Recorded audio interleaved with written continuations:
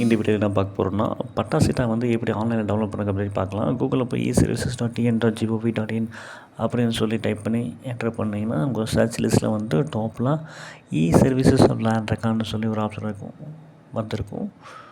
அதை கிளிக் பண்ணுங்கள். அதை கிளிக் பண்ணோன்னா அங்கே வெப்சைட் ஓப்பன் ஆயிரும்.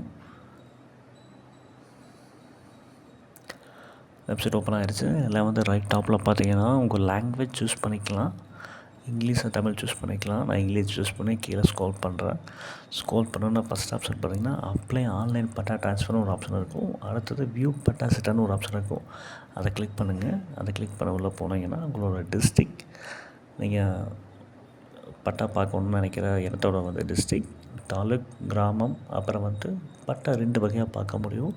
ஒன்று பட்டா நம்பர் வச்சு, ஒன்று காசா நம்பர் வச்சு. பட்டா நம்பர் தெரிஞ்சால் பட்டா நம்பர் சூஸ் பண்ணி கீழே பட்டா நம்பர் என்டர் பண்ணிக்கிங்க. அப்படி பட்டா நம்பர் தெரியாட்டி காசா நம்பர் சூஸ் பண்ணி உங்களோட காசா நம்பரை என்டர் பண்ணி கேப்சா என்டர் பண்ணிக்கிங்க. உங்களோட காசா நம்பர் பார்த்திங்கன்னா உங்களோட பத்திரத்தில் சுற்றுவரத்துக்கு கீழே கொடுத்துருப்பாங்க, மென்ஷன் பண்ணியிருப்பாங்க. சப்மிட் கொடுத்தீங்கன்னா உங்களோட பட்டா டவுன்லோட் ஆகிரும். பட்டா இப்படி தான் இருக்கும்.